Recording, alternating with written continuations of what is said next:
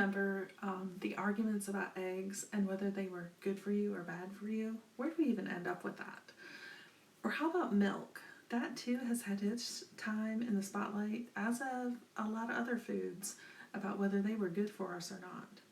So, when it comes to structuring a healthy diet for you and your family, do you know what that should actually consist of, and how much, and exactly how to shop for it?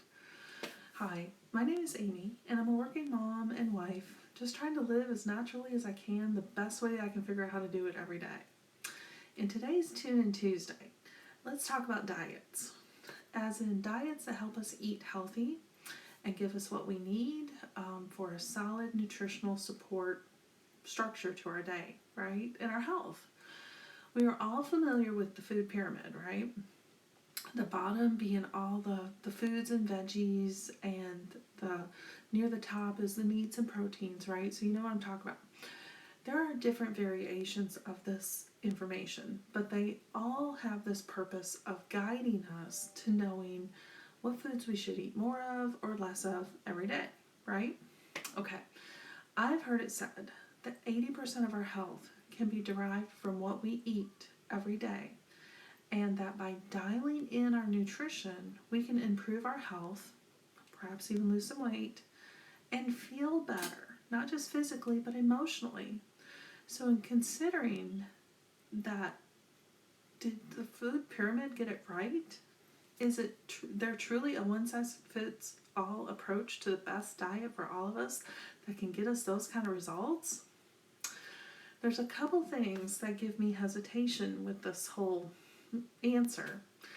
First, a whole bunch of marketing goes into food for some bizarre reason. It is sometimes the first ingredient we know about, right?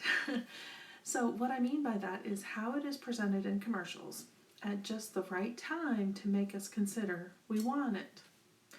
Or the way it's packaged and positioned on the grocery shelves, right? That attracts us to certain foods automatically. It makes it appealing as we're walking by it. It makes our kids want it because of the colors with it or the characters on it. A lot of our food decisions are based on these things, and they may not actually be the healthiest choices, right, when it comes to our diets.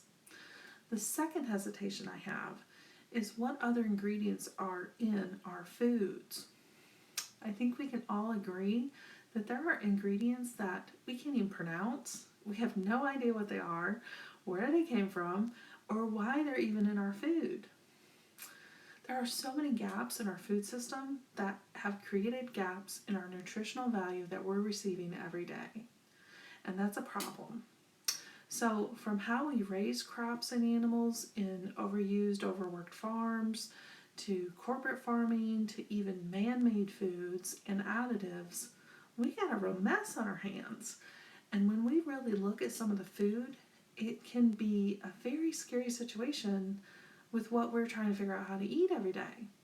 So back to this idea of the food pyramid. How then do we know we are eating what is right for us against the situations we find in our food system?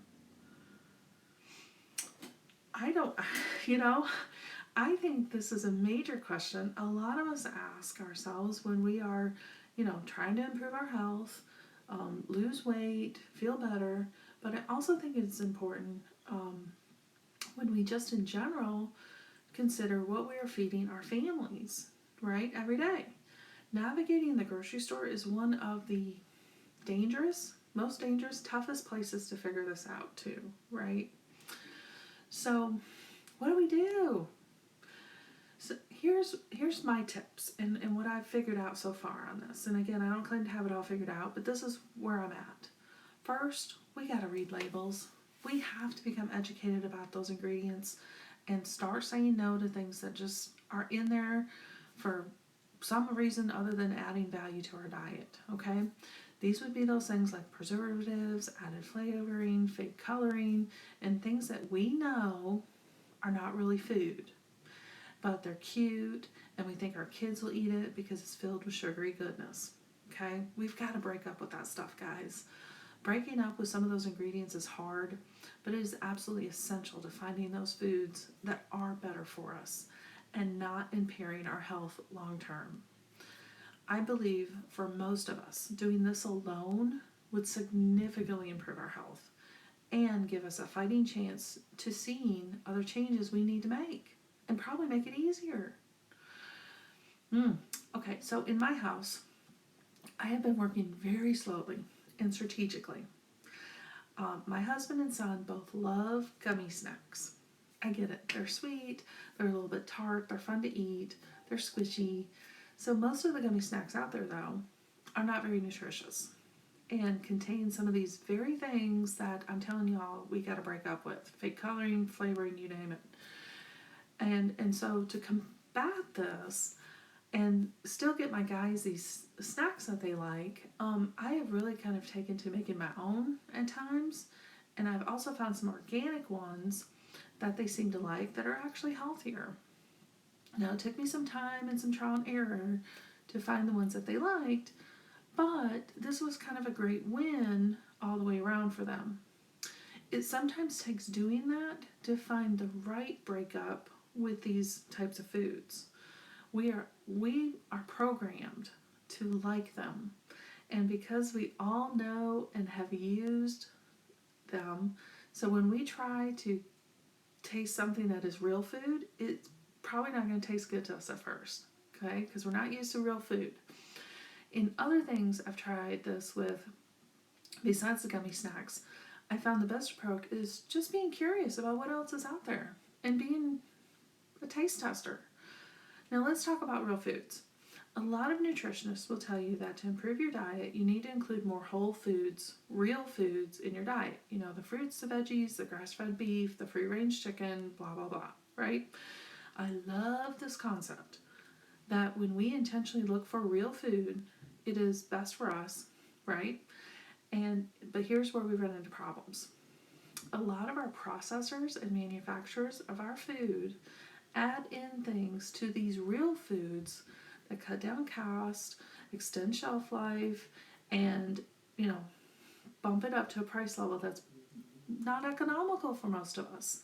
It is not always easy to spot where this is happening either, because they don't have to necessarily disclose it to us. In fact, our current USDA leader, appointed by current President Biden, is known to have personally endorsed using cloned animals and what is known as meat slime in our meats to reduce cost and still produce what is considered edible and healthy. There are a few articles out there on this that you can read about the pink slime meat if you want more information on it. But I personally find it very disturbing, and yet it is very legal by the same published people who did the food pyramid. Okay, there's something wrong with that. This is where we as consumers, we have to find alternatives to where we shop for meats and for real food, and to ensure we are not buying these fake real foods. Okay? The best way I have found to do this is by shopping local. The butcher shops, the delis, the farmers markets, and buy directly from farmers and family to farm people, co-ops, that sort of thing. In my experience, I don't really pay any more than I would in a grocery store, but I end up with a much better option for my family, and I don't run into that risk of pink slime and other crap that doesn't belong in my food. Okay? It's just my 2 cents on that. So there are several online options for connecting to farmers to buy foods. Again, check your local options, and don't be afraid to walk in there and ask questions, right? They will not only have a superior product, but you will be amazed at some of the deals you can get as well. Now, our family has a large freezer in the garage where I do tend to stock up on things, and this has also helped us save in the area of the grocery budget long term. So that's really been helpful to us, right? Okay, so lastly, let's talk about real life.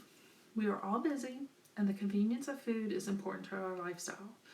That makes making healthy food choices hard because we're often subjected to those prepackaged, on-the-go types of foods. Okay, Lunchables. For number one, Lunchables. My best advice here is to have grace with yourself.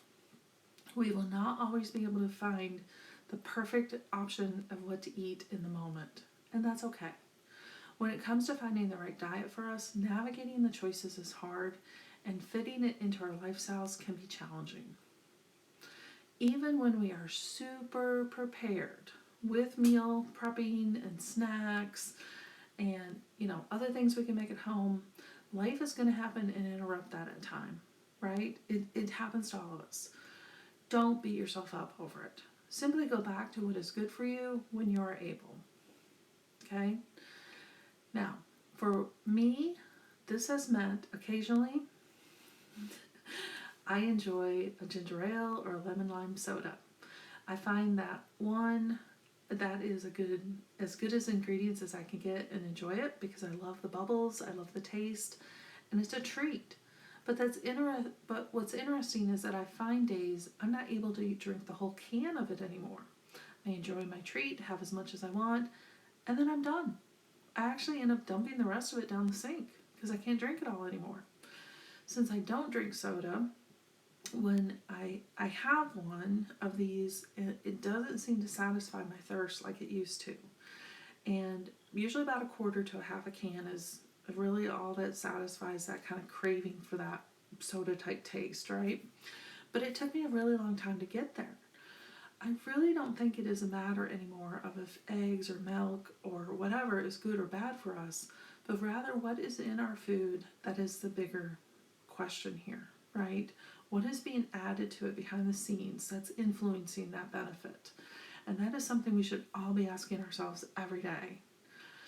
I believe we cannot wait for entities like the USDA, food manufacturers, grocers, etc., who are in our food system to realize how poor it is and how lacking in nutrients and ingredients we are making ourselves sick and a lot of other problems in our life that we shouldn't have to deal with.